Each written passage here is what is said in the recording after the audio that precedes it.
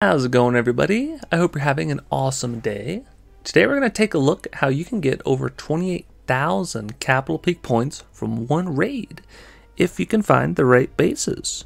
So let's jump right into the first attack. And all of these are going to be in the third raid.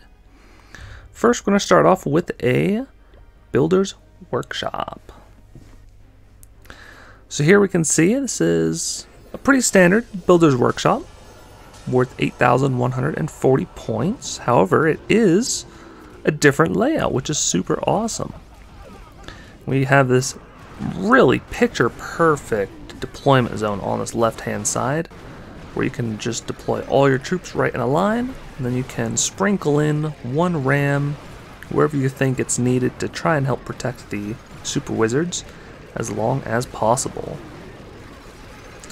Whenever you see a base that has a bunch of compartments, it is better to bring a few more rams than giants, since the rams will actually continually run forward and try to open up all the walls, which is nice.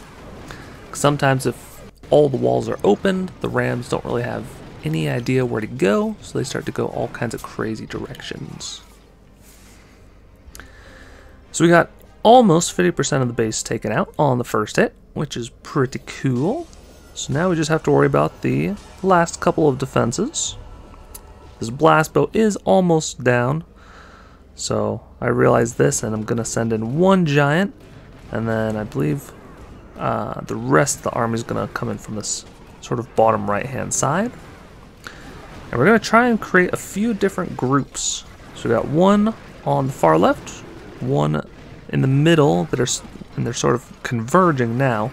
And then we have a smaller pack on the right hand side, just so we can sort of spread out the troops so they don't all group up together, because those giant cannon hits do some very serious damage. So now we have a couple of rams left. We're going to try and use them to distract the giant cannon if possible. I suspected that this top quadrant that had not been moved would have the zap trap and the bombs and the other traps on the left hand side. And so now we just have a bunch of skeletons. We even have 6 giants still remaining. They're all running down for these last couple of buildings. So we even got an extra 122 bonus gold. So next up we're going to look at a Wizard Valley first hit. And make sure, if you want to see more of my content, more of my videos, like and subscribe. I greatly appreciate it. Here with the Wizard Valley, we are going straight down the middle of the base. I found that since my clan has hit the District Hall level 9, the added troop storage for those couple extra rams, couple extra giants, you can really protect your wizards in the Wizard Valley. So sometimes if there's good pathing, if there's not too many defenses like in these back corridors with the walls, then the giants will actually mostly stay in front of the super wizards the entire battle. So as we can see here, we're trying to distract as best we can with the rams. And we're also trying to open up walls for the second attack, just in case someone wants to use ground. So we have a massive amount of super wizards left. We have 1, 2, 3, 4, 5, 6, 7, 8, 9, 10. I think we have all of our wizards still alive, which is kind of crazy. Now, since the giants are starting to die off and there's no more skeletons, the super wizards do meet their doom, but not before grabbing a couple more buildings, which is super helpful. I'll take every point that I can get. So we're almost able to get 6,000 from one attack. Next up, we're taking a look at a Balloon Lagoon 2-shot. This one is a little bit beefier than some other Balloon Lagoons. It has the 3rd rocket artillery. However, it does not have the greatest layout. So once we destroy this one building, it sort of opens up deployment for the left-hand side. So my idea is, of course, to have the graveyards over each of the rocket artilleries, Just want to take them out, or at least get them to half health on the first attack. And then we're going to have one group sort of on this right-hand side, and then as the buildings were going down, we're sort of adding in troops to the left-hand side. Whenever you're fighting multiple rocket artilleries, you want to have as wide of a path as possible. It is so bad if you have all your troops group up together, and then if 1 or 2 or 3 rocket artilleries hit at the same time, you get almost no value. As you can see, we only got 2,400 from that first attack.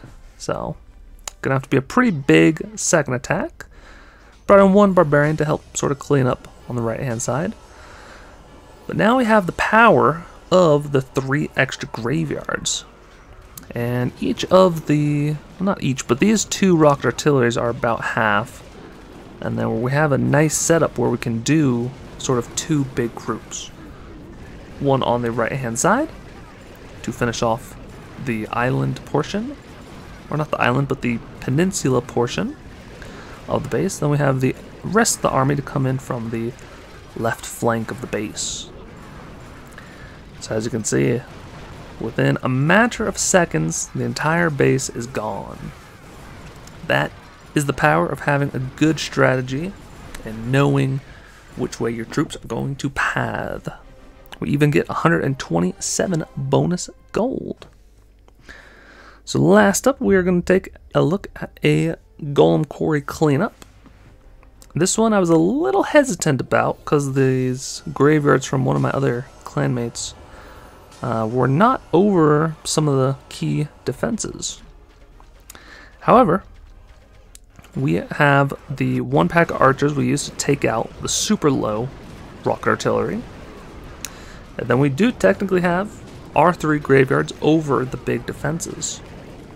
So now it's just a matter of trying to spread out the troops so they don't get nuked by these multi-mortars and the blast bow. So now that the left pocket of the base is destroyed, we can now sort of move from left to right side of the base and eventually move our way upward. Typically I try and take out this blast bow if it's not protected, because a lot of times the skeletons can sneak in there if it's unprotected. But what's nice is we have most of our troops going into the center of all the defenses, and then we have a couple troops on the outskirts. Unfortunately, we couldn't save the right hand side with the pack of archers. Those last couple of multi-mortar shots hit and killed them, but we still ended up with 101 extra troop space. So that is how I was able to get over 28,000 just from one raid, and I didn't even hit the barbarian camp, which is kind of crazy. So as long as you're able to look for those bases that give you, 3 or 4 and ideally 5,000 per attack, then you'll be getting a lot of points every single weekend and helping out your clan. But anyways, if you want to check out more of my videos, there'll be a couple more on the screen. And until next time, take care.